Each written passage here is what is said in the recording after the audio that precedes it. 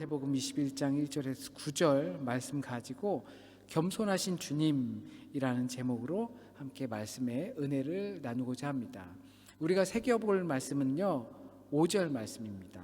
시온의 딸에게 이르기를 내 왕이 내게 임하나니 그는 겸손하여 나귀 곧 멍에 매는 짐승의 새끼를 탔도다 하라 하였느니라. 아멘.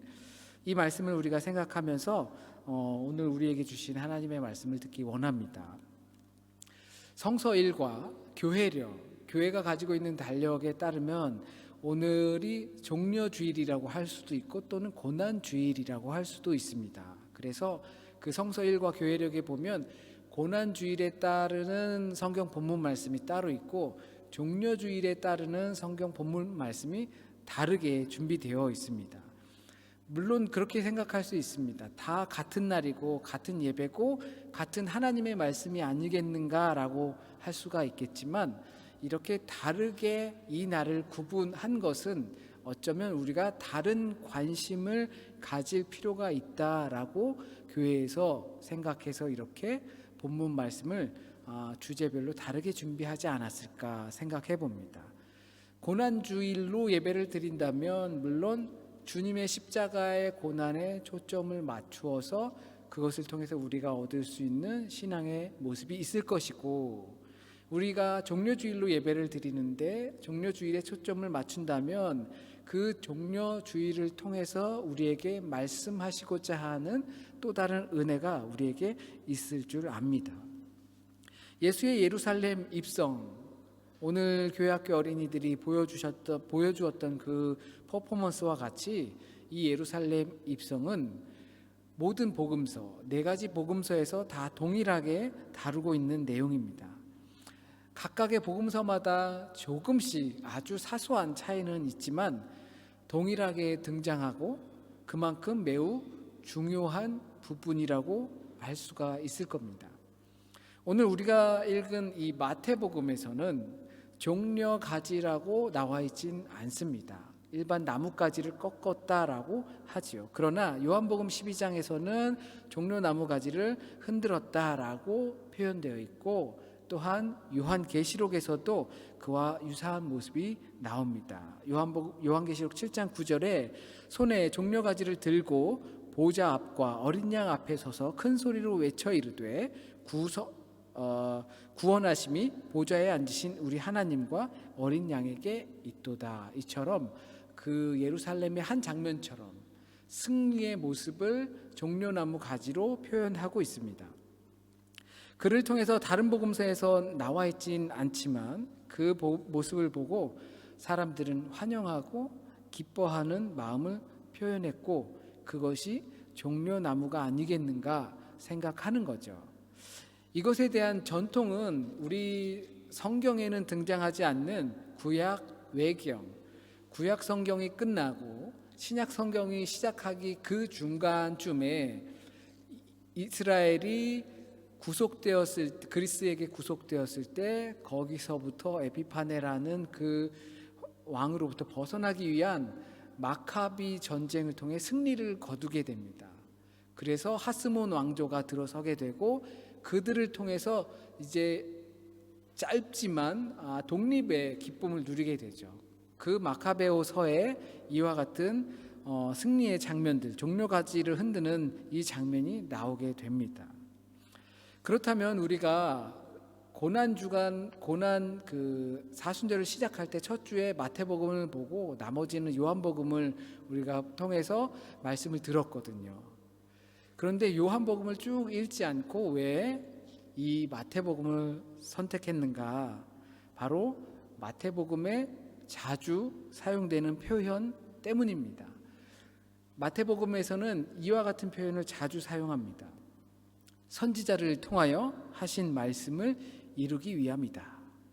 예수께서 어떤 행동을 다 하시는데 그 행동을 하시는 이유가 선지자를 통해서 하나님께서 이미 이스라엘 백성들에게 하신 말씀, 그것을 이루시는 자가 바로 예수 그리스도시다 라는 것을 확인시켜 주기 위해서 했다라는 말이죠. 예수께서는 특별히 명령하여 나귀를 타시고 들어오시는데 이것을 마태는 선지자를 통하여 하신 말씀을 이루기 위해 나귀를 타고 들어가셨다라는 겁니다. 이 선지자의 말은 스가랴서 9장 9절에 나옵니다. 그 후반에 그는 공의로우시고 구원을 베푸시며 겸손하여서 나귀를 타시나니 나귀의 작은 것 나귀 새끼니라. 오늘 본문 말씀과 유사하게 표현이 되어 있죠. 그는 공의로우시고 구원을 우리에게 베푸시며 겸손하여서 나귀 새끼를 타신다는 겁니다. 그런데 여기서 우리 성경 번역에 조금 차이가 있어요. 겸손하여 나귀를 타신다. 이렇게 하면 겸손하기 때문에 나귀를 타신다라고 오해할 수 있는 부분이에요. 사실상 구약 성경이나 그 원어적으로 보면 그는 구원을 베푸신다. 그는 공의로우시다. 그는 겸손하시다. 나귀를 타신다. 이런 식으로 구분이 되어 있어요. 그러니까 겸손하기 때문에 나귀를 타신 것이다 라고 표현하지 않고 있습니다. 만약에 우리가 오해할 수 있는 이 부분이 겸손하지 않으셨다면 백마를 탔을 것이다 라고 이해를 할 수 있는 거예요. 그러니까 겸손하지 않으시면 백마를 타실 뿐인데 승리자로서, 그런데 우리 주님은 겸손하셔가지고 나귀를 타셨다라고 오해할 수 있는 부분이라는 겁니다. 마치 저처럼 겸손해서, 저는 벤츠 뭐 이런 차는 안 타잖아요. 겸손해가지고 백마를 안 타고 나귀 새끼와 같은 것을 타는 거죠. 만약 그런 식의 겸손을 두각시키기 위해서라면 얼마 남지 않은 거리거든요. 베다니, 벳박에, 올리브, 감람산 넘어서 바로 예루살렘이에요. 얼마 먼 거리가 아니에요. 만약에 겸손하신 분이셨다면 마저 얼마 남지 않은 길을 걸어가시는 게 더 잘 표현됐을 거예요. 모든 사람처럼. 그러나 마태는 이렇게 한 이유가 스가랴를 통해서, 선지자를 통해서 이미 하신 하나님의 말씀을 본인이 이루시기 위해서 나귀 새끼를 타셨다라는 거예요. 그러나 그분의 성품은 겸손하시다라는 거죠. 겸손하기 때문에 나귀를 타는 게 아니에요. 겸손한 목사들은 조그만 차를 타는 게 아니에요. 겸손한 어떤 사장님은 저렴한 차를 타는 게, 조그만 집, 저렴한 집, 이런 데서 저렴한 옷, 그것을 입는 것이 아니에요. 그것과 동일시할 수 있는 부분이 아니라는 거죠. 고대 시대에 이 나귀는, 말들은 군사용품이었기 때문에 잘 타지 않고, 배너만 봐도 그렇잖아요. 고대 시대에는 이 나귀를 왕들이나 황제가 탔다라는 거예요. 승리의 입장에서 이렇게 입장한다는 거예요. 그러니까 이집트의 고대 벽화나 이런 것들을 봐도 이 나귀를 타고 황제가 들어오는 모습을 보는데, 바로 오늘 마태복음에서 나왔던 것처럼 나귀가 2마리가 등장한다고 합니다. 한 마리는 나귀 황제가 타고, 또 한 마리는 보필을 하는 어린 나귀 새끼가 간다는 거죠. 마태복음만 이것을 특별히 2마리를 등장시켰어요. 다른 복음서에서는 어린 나귀 새끼를 탔다라고 하지만 마태복음은 이렇게 표현하는 겁니다. 왜냐하면 예수 그리스도가 왕으로 우리에게 오시고, 그것은 이미 선지자들에게 하신 하나님의 말씀을 이루시기 위한 과정이다 라는 것을 표현하기 위해서 마태는 디테일하게 2마리의 나귀 새끼, 그리고 발음이 왜 이렇게 안 되죠? 그 나귀를 타는 그 장면을 그려낸 것입니다. 그리고 그 모든 것이 이미 하나님께서 하신 말씀을 이루시기 위해서 하셨다라는 거죠. 그 이루심은 겸손하시고, 그리고 구원을 베푸시고, 그리고 의로운 분이시라는 겁니다. 여기서 우리가 신앙생활하면서 우리에게도 적용이 될 수 있는 매우 중요한 덕목이 나옵니다. 바로 겸손이라는 겁니다. 이 덕목을 우리는 중요하게 생각하죠. 종종 우리는 겸손이라고 한다면 아닙니다, 괜찮습니다, 제가 뭘 했다고요, 이런 표현으로 애써 우리의 감정들을 감추는 것으로 겸손하다라고 생각하곤 합니다. 비록 겸손하시기 때문에 나귀 새끼를 타신 것은 아니지만, 우리가 이해하기론 겸손하시기 때문에 나귀를 타신다라고 생각하는 것과 같은 거죠. 나는 실상 겸손이라는 성품이 없지만 아니요, 무슨 말, 제가 뭘 했다고요 라고 하는 그러한 표현만으로 우리가 저 사람은 겸손한 사람이다라고 생각하는 것과 비슷한 것입니다. 그러나 이 겸손의 참 뜻은 선지자를 통해서 하나님께서 하신 말이 전해졌단 말이죠. 선포되었어요. 겸손하시다, 구원을 베푸시고 의로우시다, 그는 나귀를 타신다라는 말씀이 선지자들을 통해서 하나님의 말씀이 선포가 되었어요. 이 세상에 떨어졌어요. 그 말씀이 지금 제가 여기서 하나님의 말씀을 선포하는 것처럼요. 그것을 주님께서 따르시는 것, 그것이 겸손이라는 성품인 겁니다. 겸손이 우리가 흔히 하는 말처럼 그렇게 아닙니다, 괜찮습니다, 제가 뭘 했다고요 라고 이런 말을 남발하는 것이 아니라 하나님의 말씀이 우리의 삶 가운데서 실현될 수 있도록 나를 하나님께 맡기는 겁니다. 선포된 하나님의 말씀, 사랑하라, 용서하라, 화해하라, 그리고 서로 격려하라, 위로하라, 그리고 자기 자신을 성전과 같이 관리하라, 그리고 하나님을 예배하라, 이웃을 사랑하는 것을 많은 말씀이 선포됐어요. 그 선포된 하나님의 말씀이 나를 통해서 실현되게끔 나를 그 말씀에 맡기는 것, 그것이 겸손이라는 덕목입니다. 보통 그 반대는 교만이나 거만이 되겠죠. 자신들을 굉장히 높이 평가하기 때문에 나오는 처신들입니다. 겸손이란 자신을 높이 평가하지 않는 거예요. 맡기기 때문에 그렇죠. 그렇다고 해서 반대로 낮게 평가하는 것도 겸손은 아니에요. 아닙니다, 제가 뭘요. 왜냐하면 우리에게 임하신 그 하나님의 능력, 그것까지도 한꺼번에 낮게 평가되기 때문입니다. 당신이 이것을 참 잘할 것 같아요. 하나님의 일을 위해서 이것을 한번 하시면 어떨까요? 아니요, 제가 무슨 그런 능력이 없습니다. 하나님의 능력까지, 우리에게 임하시는 그 하나님의 능력까지 더불어 낮게 평가된다라는 사실을 우린 조심해야 합니다. 그래서 진정한 겸손이란 하나님의 말씀이 내 삶에서 현실이 되도록 나를 하나님께 맡기는 겁니다. 선지자를 통해서 하신 그 하나님의 말씀을 이루기 위해 나 자신을 하나님께 맡기는 것이죠. 그러면 그 하나님의 말씀이 우리의 삶의 현실에, 삶의 자리에 현실이 되는 것이에요. 왜? 우리가 겸손하기 때문에 그렇습니다.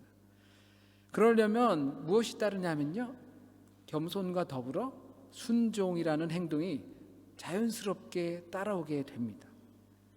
겸손은 내 능력을 보이는 것이 아니고 하나님의 능력을 보는 겁니다. 그렇게 되면 하나님의 말씀이 내 삶에서 실현되게 하기 위해 우린 순종할 수밖에 없어요. 우리가 겸손하다면 하나님께서 하신 말씀이 내 삶에서 현실이 되도록 실현시키기 위해서 나를 주님의 말씀에 또는 주님의 능력에 맡긴다면, 그렇다면 그 말씀을 따라서 우리는 순종할 수밖에 없는 거죠.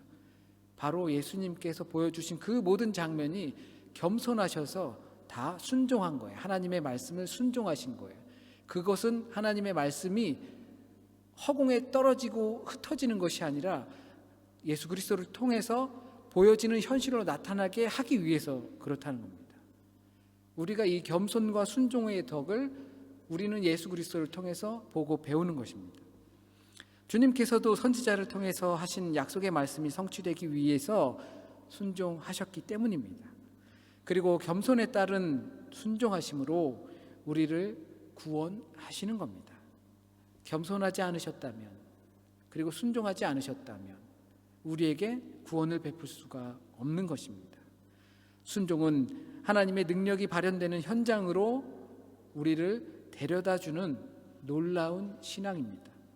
우리가 알고 있는 대부분 신앙의 거인들이라고 하는 사람들은 이렇게 순종의 결과물로 등장했다라고 볼 수가 있는 거죠. 그분은 하나님의 약속을 성취하기 위해서 나귀를 타셨습니다. 그리고 그런 그분 앞에 헌신, 충성하기 위해 자신들의 옷을 보시는 것처럼 깔았습니다. 그리고 사람들은 소리쳤습니다. 우리를 구원하소서, 다윗의 자손이요. 그런데 우리가 읽지 않은 본문 그 다음 부분에 보면 사람들의 또 다른 음성이 들립니다. 무리들 가운데에서 속삭입니다. 그림을 한번 그려보시죠. 나귀를 타고 들어오시고 사람들이 뭔가를 이렇게 옷을 깔고 흔들고 겸손해서 나귀를 타시는 것이 아니라 그 주님께서 황제, 왕으로서 들어오시기 때문에 나귀를 타고 들어오시는 거예요. 그런데 몇몇 사람들이 하는 말이 있어요. 누구요? 뭐요? 저 뭐요? 왜 그랬는겨? 누구냐 이거죠. 도대체 누구길래 이 사람들이 다 난리가 난 거예요. 사람들은 나사렛에서 온 선지자란다 라고 말을 하죠. 물론 그렇게 이해될 수도 있지만 한번 그 그림을 한번 그려보시면 그 퍼포먼스는 매우 작은 퍼포먼스였다라는 거예요. 제자들과 따르는 몇몇 무리들이 자신들이 다윗의 자손이여 구원하소서라고 흔들면서 몇몇 작은 무리들이 들어왔을 겁니다. 그때 사람들이 하는 말이에요. 조롱 섞인 말이죠. 저 사람들 뭐야? 뭔데 이렇게 왁자지껄 난리야? 웬 퍼포먼스야? 라고 하는 말이 들리는 것입니다. 많은 사람들은 영문도 모른 채 그 보이는 퍼포먼스에 따라 환영했을지도 모릅니다.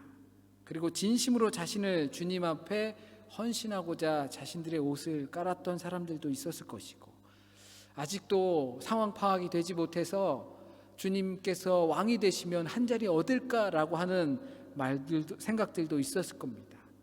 그런 욕망과 우매한 인간들의 마음이 뒤섞여 있는 현장을 지나가시는 그 주님의 마음은 과연 어땠을까라고 우리는 한번 생각해 볼 필요가 있습니다. 주님은 선지자들을 통하여서 하신 그 말씀을 이룩하시기 위해 겸손함으로 순종하셨습니다. 그러나 그 보여진 퍼포먼스는 조롱과 같은 퍼포먼스처럼 보일 수도 있었습니다. 그 안에 있는 무리들의 생각들은 주님의 생각과 너무나 다른 생각 속에 있었습니다. 심지어 앞으로 가는 그 상황의 길은 마치 예루살렘 그 내려가는 길 그 위에 먹구름이 잔뜩 끼어 있는 것처럼 주님의 마음속에선 그 장소가 그렇게 보였을 것이라는 말입니다. 그럼에도 주님께서는 그 길을 하나님의 말씀이 이루어지게 하기 위해서 겸손함으로 순종하여 그 길을 갔습니다. 기분이 안 좋으셨을 것 같은데, 매우 우울하시고 매우 쓸쓸하시고 그러셨을 것 같은데, 하나님의 말씀이 우리 주님을 통해서 이루어지기 위해 그 길을 가셨다라는 것, 그 길을 우리는 생각해야 합니다. 이미 선지자들을 통하여 하신 하나님의 말씀이라는 사실을 알고 계셨습니다. 그렇기 때문에 순종할 수밖에 없었습니다. 왜냐하면 수많은 왕들이 있었지만 하나님 나라의 왕은 겸손하시기 때문입니다. 겸손하셔야 하기 때문입니다. 그 겸손은 하나님의 말씀이 실현되기 위해 자신의 존재를 그 안에 맡겨두는 겁니다. 그와 같은 순종이 있는 겸손은 우리가 살아가는 지금에도 필요하지 않을까 싶습니다. 주님께서 우리 하나님의 뜻이 이루어지는 법을 배우시고 따르시길, 또한 이 종려주일에 우리의 왕 되신 주님을 생각하실 수 있길 진심으로 소원합니다. 겸손으로 순종하는 우리 믿음의 길은 분명 지금 내가 생각할 땐 썩 좋아 보이지 않는 그 길이 될 수도 있습니다. 그러나 그것이 하나님의 말씀이 우리의 삶에서 이루어지는 현장이라는 것을 우리가 잊지 않으셨으면 좋겠습니다. 기도드리겠습니다. 하나님, 당신의 아들 예수 그리스도가 우리를 구원하시고 의로 심판하시기 위해 이 땅에 오시어 또한 겸손하여 하나님의 말씀이 선지자들을 통하여서 내가 이렇게 하겠다라고 하신 그 하나님의 말씀이 예수 그리스도를 통하여서 이루어지게 하기 위해 순종함으로 우리에게 보여주신 그 능력을 우리가 함께 바라볼 수 있게 도와주세요. 또한 우리도 주님을 따라 겸손함으로 순종할 수 있게 하나님 인도하여 주세요. 하나님의 이미 선포된 말씀이 기록된 말씀이, 지금 이 시간 우리에게 선포된 하나님의 말씀이 우리 삶 안에서 현실이 될 수 있도록 우리도 또한 주님께 겸손히 순종할 수 있게 인도하여 주세요. 혹시라도 이 시간 잘못 전해진 말씀이 있으면 우리의 생각과 삶 속에서 거두어 주시고 온전히 하나님의 뜻에 합당한 말씀, 지금 이 시간 우리가 들어야 하고 깨달아야 할 말씀만 우리 기억 속에 남게 하시고 가슴에 새기게 하시고 삶에 뿌리 내려 열매 맺도록 하나님 인도하여 주세요. 한 주간의 삶을 또 주님께 맡깁니다. 예수 그리스도의 십자가를 깊이 묵상하며 생각하는 한 주간이 되길 원하고, 또한 기쁨으로 부활주의를 하나님께 올려드릴 수 있도록 하나님 인도하여 주세요. 마음의 괴로운 근심과 또는 걱정과 염려로 쌓여있는 우리 믿음의 자녀들이 있다면 하나님께서 친히 그 마음에 온전한 평화로 허락하여 주셔서 하나님의 뜻에 합당한 삶을 살 수 있도록 그 자녀들에게 허락하여 주시고, 또한 건강이 연약하여서 이 환절기에 힘들어하며 보내고 있는 믿음의 식구들이 있다면 하나님 친히 찾아가 주셔서 치유의 손길로, 회복의 손길로 회복시켜 주시고 치유시켜 주실 것을 간절히 간구합니다. 또한 여러 가지 일들과 복잡한 일들 속에서 많은 신경을 쓰며 살아가야 하는 우리 믿음의 식구들이 있다면 하나님 온전히 주님만 바라보면서 그 주님께서 주시는 은혜를 간구하는 우리 모든 믿음의 식구들이 될 수 있도록 인도하여 주세요. 모든 말씀 우리 주님 예수 그리스도의 이름으로 기도드립니다. 아멘.